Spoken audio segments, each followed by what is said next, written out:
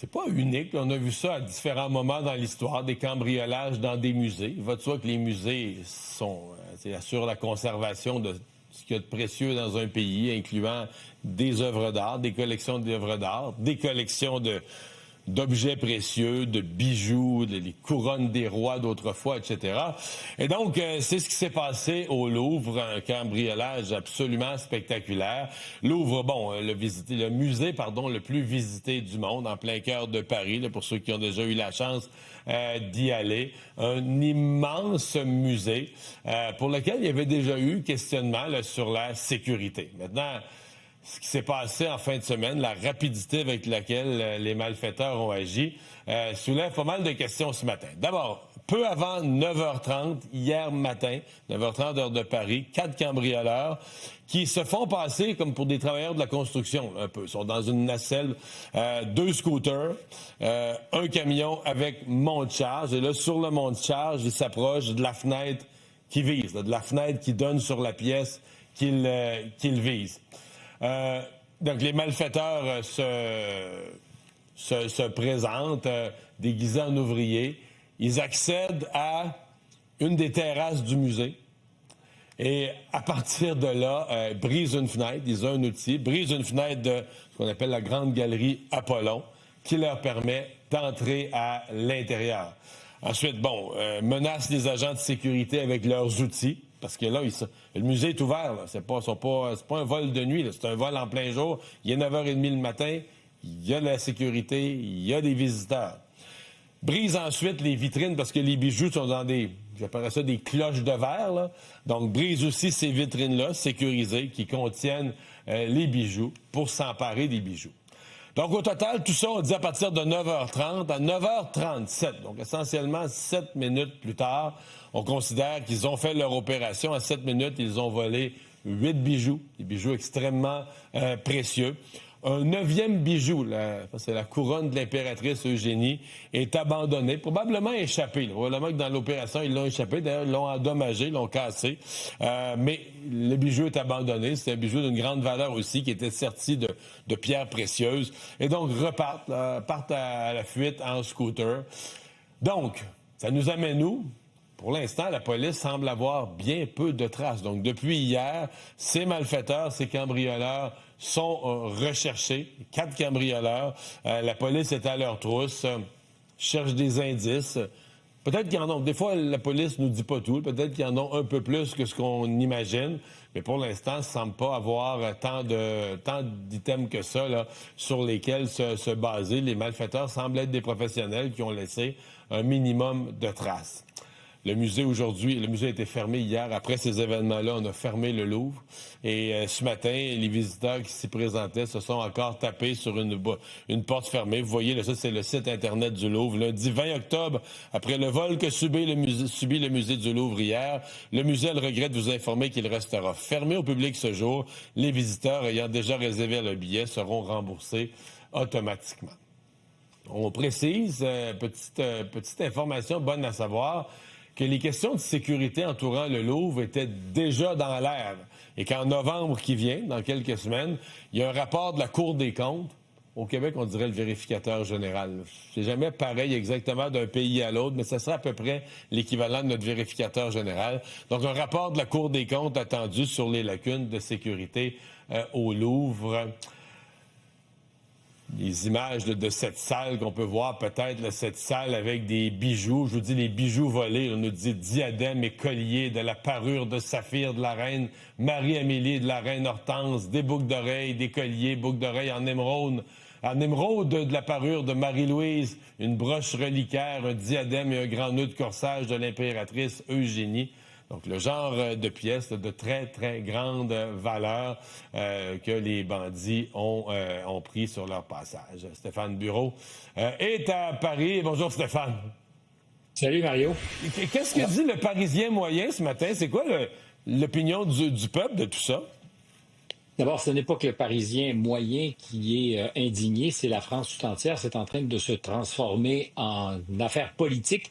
tous les chefs de parti utilisent leur formule choc pour faire un parallèle entre l'état lamentable de la France et ce qui s'est passé hier au cambriolage ou au Louvre avec le cambriolage. C'est un peu une métaphore d'un pays cabossé où on sait qu'il y a menace, mais qu'on ne fait rien. Parce que tu le disais, la Cour des comptes s'apprêtait à lancer quelques avertissements, mais la nouvelle patronne, dont on demande d'ailleurs la tête ce matin, du Louvre, avait demandé, elle, il y a quelque temps, un audit pour justement s'assurer que les mesures de sécurité en place étaient adéquates à la hauteur du patrimoine qu'il faut protéger. Il faut voir que le Louvre, c'est le musée le plus fréquenté au monde. C'est un musée dont les collections sont parmi les plus belles aussi au monde. C'est des affaires qui ont beaucoup de valeur. C'est pas la première fois non plus hier que le musée était la cible de cambrioleurs.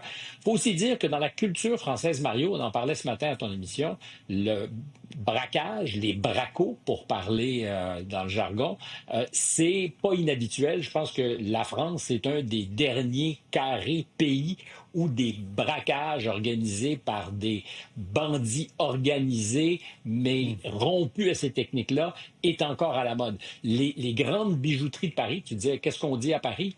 On dirait à Paris, un autre braquage, parce que les grandes bijouteries sont souvent la cible de ces réseaux, parce que c'est des réseaux. On connaît d'ailleurs souvent ceux qui sont susceptibles d'être les organisateurs des braquages. Ils ont des réputations. Ce sont de grands bandits qui sont souvent surveillés d'ailleurs en amont, longtemps avant, parce qu'on les a toujours à l'œil, se demandant quand sera la prochaine opération. Ça se fait souvent avec des motos.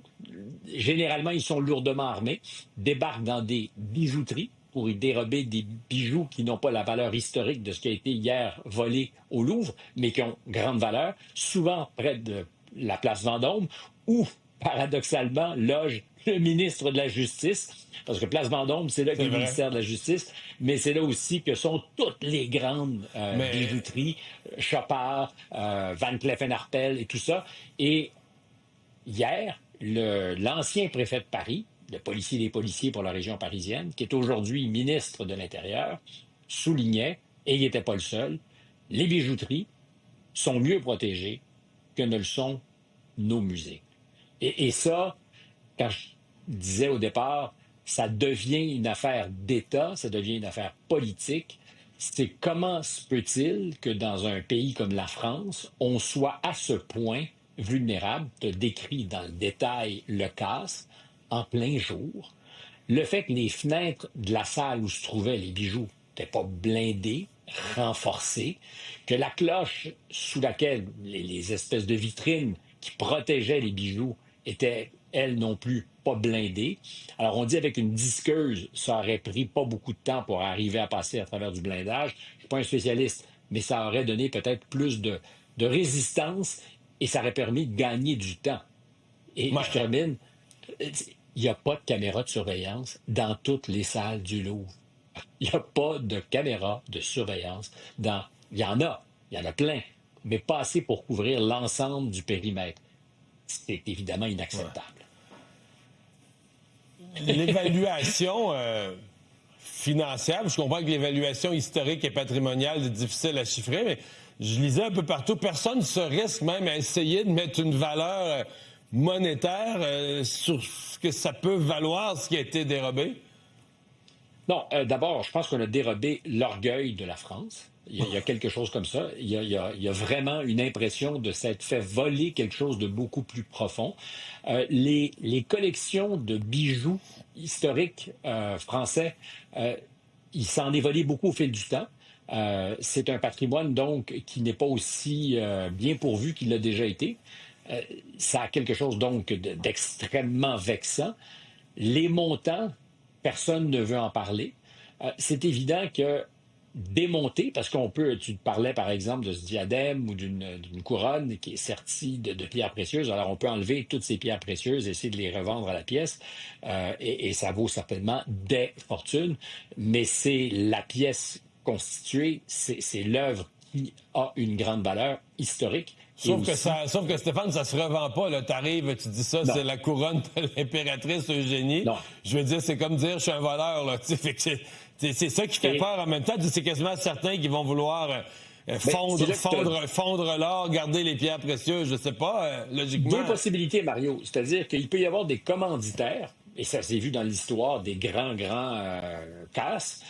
Ça s'est passé, entre autres, au musée pas loin de chez nous, à Boston, Isabella Gardner, où il y a longtemps, plusieurs œuvres extraordinaires avaient été volées. Et la question qu'on se pose, c'est est-ce qu'il y avait un commanditaire? On n'a jamais retrouvé les tableaux. Et c'est arrivé aussi en France. Est-ce qu'il y a quelqu'un qui veut faire main basse sur quelque chose de précis, les veut dans sa collection privée, est prêt à payer le prix pour? C'est aussi une possibilité.